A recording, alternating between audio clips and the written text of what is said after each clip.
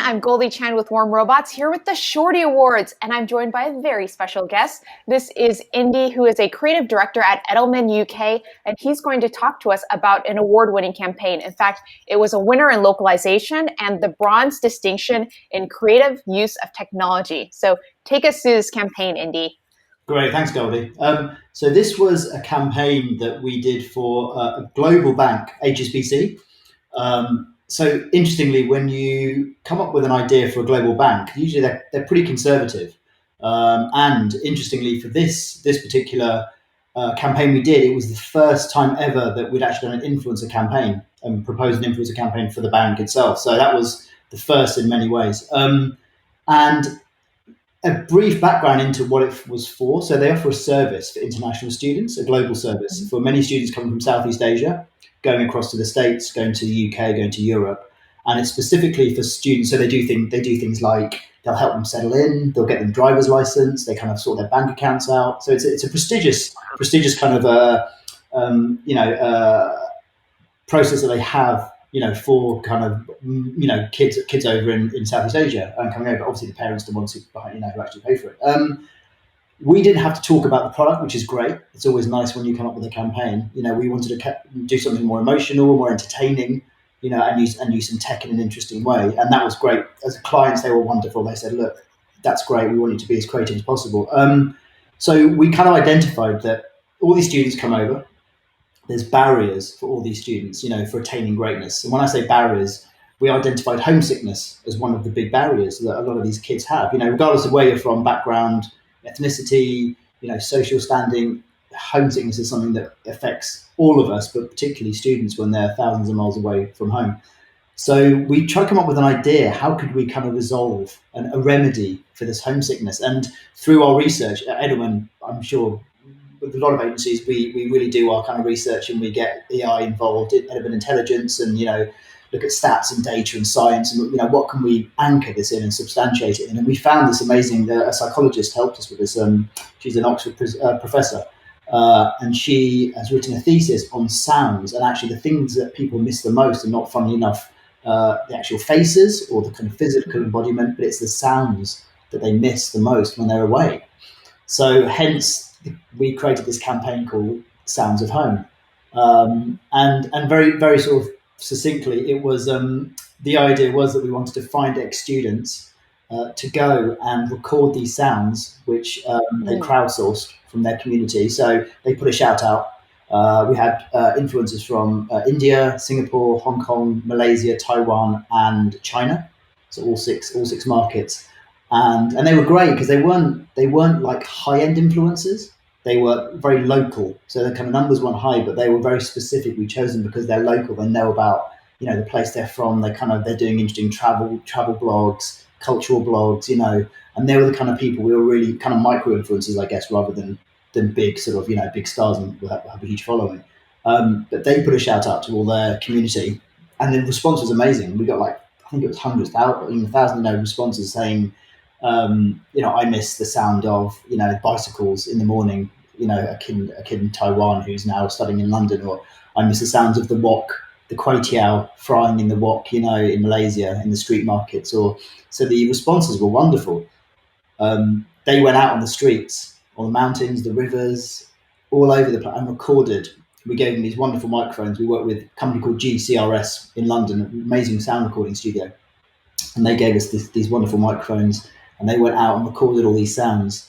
So the sounds were then transported back to London, to GCRS, the sound studio, where we worked with an amazing sound designer. He created these beautiful soundscapes. So each was about 5 minutes long. And then we worked with a visual artist who then took these soundscapes and made them into these wonderful, very cathartic, relaxing animations, which lived on YouTube. And the soundscapes themselves, we put them across all the platforms. So they were on Spotify, Deezer, Tidal, and it was great. And they went out, and the response was fantastic. It was great. It was, people immediately resonated with it. Even if you're not from that place, it was just really intriguing, Well, that brings me, of course, to my first question then, which is, what was the most surprising response to this campaign? So, I mean, the most surprising response was honestly probably how successful it was, because we were this was the first ever campaign we did like this for a bank like HSBC, and we went out on a limb really, so working with influencers, that in itself, for our clients having to deal with the stakeholders and convince them that influencers were the right thing to do. There were huge hurdles with that. So that was one aspect that we were really proud of. But the second one was, um, during this time, obviously there was a huge uprising in Hong Kong with Hong Kong and Chinese. So that really, we had to, at the last moment, we had to pull parts of it because of that. So kind of political ramifications. So we were dealing with global issues as well as trying to get this creative work out. So the fact that we actually got it out, I think, is testament. It's Yeah. very such a cool thing that you were able to do that. And I had a different question, but I'm going to ask a more interesting question that I think people who are watching this want to know, which is, how did you work with HSBC to convince them that they should use influencers in their campaign? So that was a lot of. I mean, everyone knows as creatives, to some degree, the trust you have to have with the clients that you work with, and that was a massive testament of trust. And I believe in all the best work that happens is that mutual trust that they really have in you. And I honestly, our clients were amazing in London. They fought, really fought for the campaign when the going got tough. So I think it was just showing them what this could be, and actually, interestingly, to that point, Goldie, the influencers we found were amazing because they believed in it. They went above and beyond. So we asked them just to record. I think it was about 10 sounds each, and maybe some images, and if they could do film. And the guy from Malaysia and our Indian influencer, they actually created a bespoke trailer even before it started, showing their village. They're amazing. I mean, they're beautiful. And then they went further, and everyone sent. I think everyone did 20 sounds in the end, and did film pieces, and did multiple kind of image. So it's lovely when you have that, because it's I'm sure as well. Sometimes people, the bare minimum. You commission someone, and then they'll do I've done it. Thank you very much. Where's my fee? And everyone, because they believed in it. I think it was lovely and I think that came through with footage and the fact they went and re-recorded if it wasn't quite right, and went back out in the rivers and on the boats, and so it was wonderful, really, really lovely. Amazing. And so how does it feel to be honored as the best in social/digital for this particular space? Listen, mate, we're so happy. I mean, the team, so I was the creative director on it, but obviously I have a team working in London. There were producers we have, and it's really great. I mean, it was so nice to be, nominated and winning in that particular category because of all the things I talked about. It's the first time we've done it. It's a great testament to the whole team, and I think from the top to the bottom, it was great. And also, it's just, that's the medium we're all using. When we think about, when you win awards, if it's traditional advertising for outdoor, fine, but this is the zeitgeist. This is actually what people are consuming every day. So to win it in that, it was hyper local, and you won in localization. So that's very, very cool. So why are Shorty Awards important to your agency?